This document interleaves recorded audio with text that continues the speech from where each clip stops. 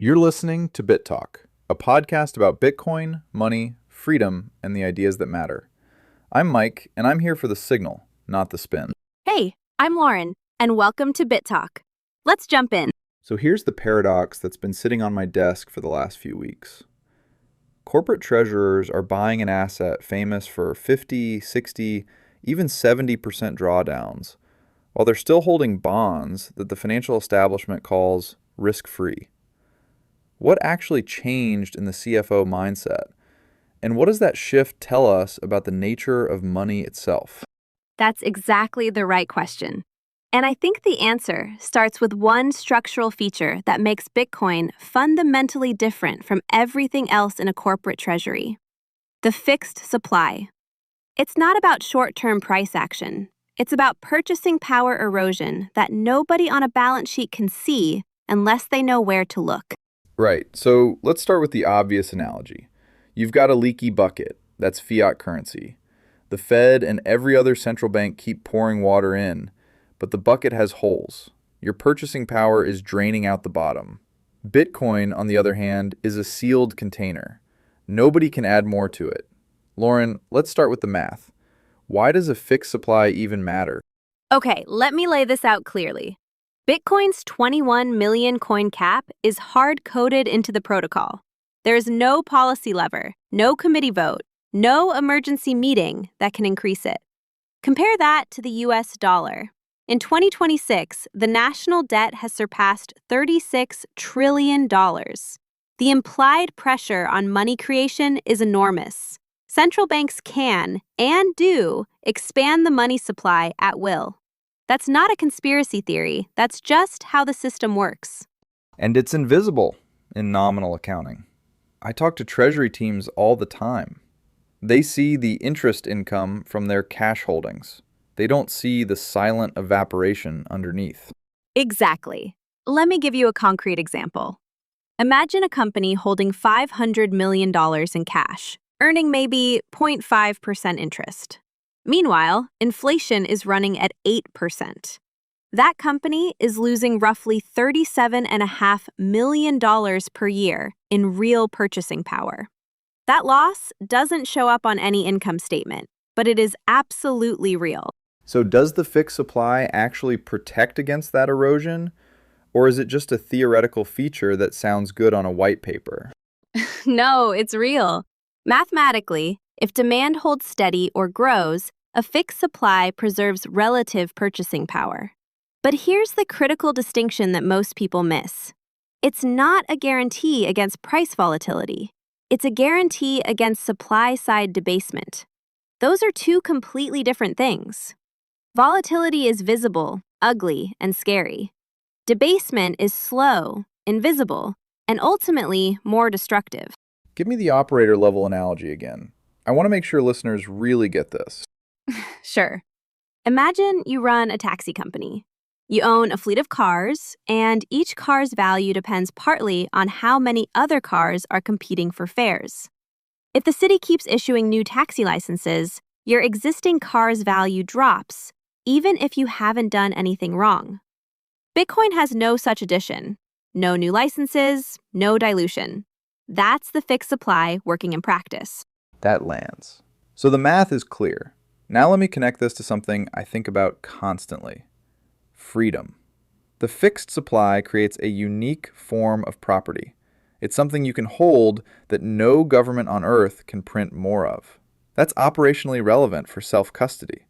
When you hold Bitcoin in your own wallet with your own keys, there is no counterparty who can freeze it or confiscate it. Compare that to fiat held in a bank account, which carries counterparty risk, bail-in risk, and capital controls. But Mike, isn't Bitcoin's volatility a kind of risk that most corporate treasurers can't stomach? How do they actually square that circle? They've started to realize something important. The visible volatility of Bitcoin is time-bounded. A 50% drawdown over 6 months looks terrifying. But the invisible erosion of fiat is compounding every single year. Treasurers are learning to think in 5 to 10-year time horizons instead of quarterly earnings cycles. When I talk to treasury teams now, they used to ask, what's the downside over 6 months? Now they ask, what's the risk to purchasing power over a decade? That shift in framing is everything. And that's the intellectual case. But let's check it against reality. Is the institutional adoption actually happening? Or is it just a few high-profile headlines? Bitcoin Veterans is building a community where service, purpose, and Bitcoin come together. Through education, events, podcasts, and meetups, they help veterans connect, learn, and find a new mission in the Bitcoin space. Learn more at bitcoinveterans.org. So let's look at the evidence. In January 2026, we saw survey data showing that finance executives are increasingly viewing Bitcoin as a treasury reserve asset, right alongside government bonds. That's not a speculative tech bet anymore. CFOs are comparing Bitcoin to cash, not to NVIDIA. That's a fundamental reframing of how they think about the asset. But isn't this mostly just one firm? Strategy has accumulated something like 90,000 Bitcoin in early 2026.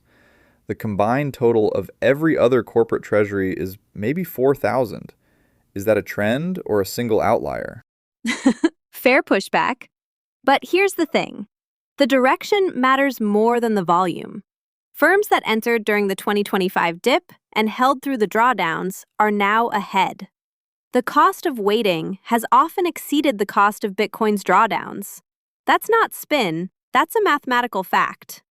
One firm bought at $60K, held through a $30K drawdown, and now looks prescient.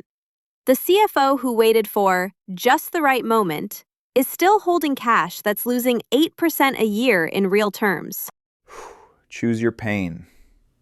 So the main barrier hasn't been the asset itself. It's been the organizational courage to commit.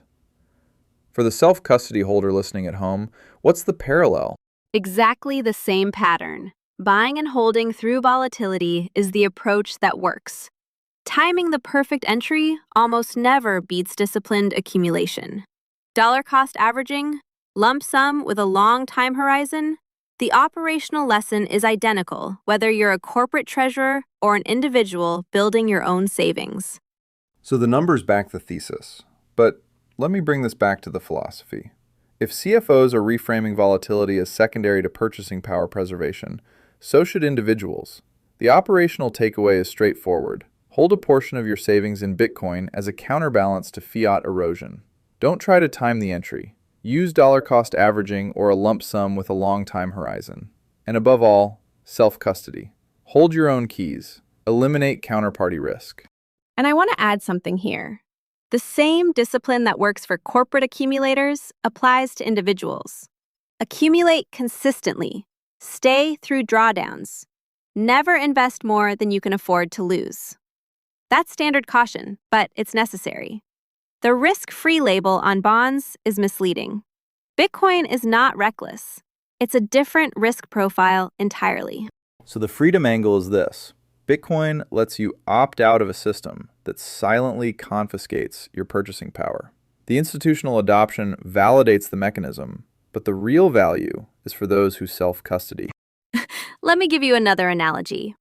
Think of it like buying a house in a flood zone. The flood, inflation, is predictable. It's coming.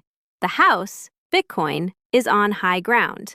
Yes, it's volatile in the short run, but the alternative is slowly drowning. Bitcoin Veterans is a group of military veterans, and Bitcoin advocates focused on education, community, and helping veterans build purpose and resilience through Bitcoin. From podcasts and meetups to resources and events, they're creating a place for veterans to keep learning and keep growing. Visit bitcoinveterans.org to learn more. And we're back. So, Mike, let's wrap this up. What's the single most important takeaway for our listeners? It's simple. The fixed supply is mathematically sound. Institutional adoption is a rational response to fiat erosion, not speculation. And the operational lesson is the same for everyone. Accumulate with discipline, self-custody, and think in years, not months. No price predictions. Just understand the mechanism and make your own informed choice. Agreed. Question the risk-free label on bonds. Ask yourself where your purchasing power is held and for how long. That's the exercise. That's all for this episode. Thanks, Lauren. Thanks, Mike. Keep stacking knowledge and stay sovereign. Thanks for spending time with us on BitTalk. Until next time, keep learning, keep questioning, and keep stacking knowledge.